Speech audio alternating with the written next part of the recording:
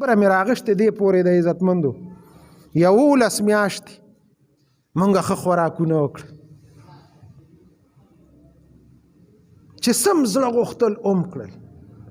یوه میاشت را باندې الله راولي چې میاشت د رمضان ده. الله وایي د خېټو له لږ شانتې وار ورکې لږه په ځان ناره تېره کې.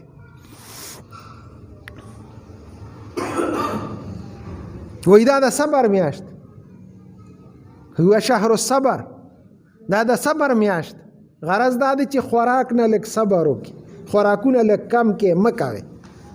اوس هر سړی دې سوچ وکړي چې مونږ خوراکونه کمو او که مونږ خوراکونه زیاتو. مونږ خوراکونه زیاتو. اوس په دې لږو ورځو کې به دا یو څو ورځې دا یوه هفته ده منځ کې، په دې یوه هفته کې به ټماټر ګران شي، غوښه به ګرانه شي، پیاز به ګران شي، هر څیز به ګران شي. دا څوک ګرانوي؟ مونږ ګیله د دکاندار نه کوو، دا دکاندار ګرانوي چې زه ورته په قطار ولاړ یم هغه به یې ګرانوي نه. ضرورت څه دی غوښې ته؟ یا د خدای بندګانو قصاب ته موقع ورکړه چې هغه را باندې غوښه ګرانوي. ولې مونږ خدای پاک دا رمضان دا وایي چې بغیر غوښې به یې نه نیسې، دا روژه و بغیر غوښې نه نیسې. اوس به مونږ خامخا غوښه اخلو. دا څو ورځې دا په غوښه باندې یو رشي نه میلاویږي به، او چې میلاویږي هغه به په 1500 روپۍ او په 2000 روپۍ کیلو میلاویږي. موږ به ورپسې نښتي یو. د خدای دپاره دا 11 میاشتې هم ډېر خوراکونه وکړل، بس دی. راځئ چې لږ شانتې صبر وکړو. الله او پیغمبر علیه السلام فرمایي دا د صبر میاشت ده، د دې خوراک نه لږ صبر وکړو. الله ګواه دی چې په عامه روټۍ باندې، معمولي روټۍ باندې دا روژه نیولې کېږي. دا خبرې اسې د هغه دپاره نه کوم، ښه اسې شوشا نه کوم، دا ګورې صفا ده ته وایم مه ورځئ دوکان ته. په ټماټرو رش مه جوړوئ، بس ټماټر نه دي ګران. اوس په پیسه دړی دي نن سبا. اوس 2 ورځې پس په تاسو وګورئ اوس په 1000 روپۍ دړی نه میلاوي. دا زمونږ د لاس، دا مونږ ګرانو په ځان باندې. مه ورځئ عزتمندو، مه اخلئ، هېڅ حاجت نشته. معمولي ګزاره وکړئ. د عمل دپاره درته ویم، د نام نمود دپاره درته نه ویم، هسې لګیا نه یم چې یاره دا خبرې وکړم، نه چې عمل وکړو. ټول عمل به کوئ انشاءالله، که وکړو په دې باندې به عمل کوو چې یاره نه به کوو، دا خوراکونه به ډېر نه کوو.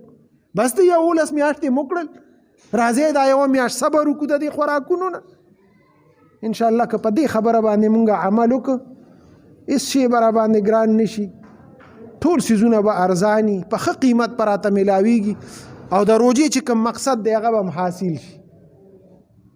د روژې مسائل هغه به انشاءالله را روانې جمعې له بیا بیانو، نورې جمعو کې بیانو. خو دا لومبۍ خبره دا ډېره ضروري ده عزتمندو، د خپل ځان دپاره.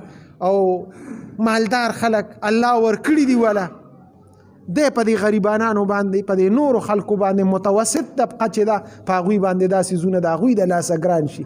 تاله خو خدای دولت درکړی دی، نو هر چا سره خو دولت نشته که نه. نو یوه خو دا خبره ځان سره نوټ کې چې خوراکونو ته هېڅ حاجت نشته، خوراکونه کم کې، او چې خوراک کم وي عبادت په ښه کېږي، د شپې عبادت په هم ښه کېږي، د ورځې روژه به هم را باندې ښه تېرېږي. انشاءالله عبادت په پکې وکړي شو. نو یوه خو دا خبره. دویمه خبره ده چې دا وایي د غمخوارۍ میاشت ده. پیغمبر علیه السلام فرمایي که خامخا نه صبرېږو چې یاره خامخا دا غوښې خو اخلو، او دا سبزی او دا ټماټر به اخلو، خامخا ډېر ډېر به اخلو، په دړو دړو به اخلو. نو دا د غمخوارۍ میاشت ده. د کور ګاونډ کې او رشته دارانو کې د غریبانانو ګورئ چې یاره هغې کې غریبانان شته، هغوی د غوښې وس نه کېږي. راځئ چې ځان له یو دړی اخلمه، نو دغه دړی به نیمه کم، دا نیمه به د غریب له ورکم، او دا نیمه به زه خپلو بچو باندې وخورم. نو دا د غمخوارۍ میاشت ده، نو غمخواري به هم پکې وشي. دا غریبانان ځان سره شریک کو په دې خوراکونو کې، په دې روژه کې ځان سره، په دې افطارۍ کې ځان سره شریک کو، ثوابونه به مو ګټو، او خوراک په مو کوزه چې اوس خوراک نه صبرېږو نو زه غریب خو پکې ځان سره شامل کو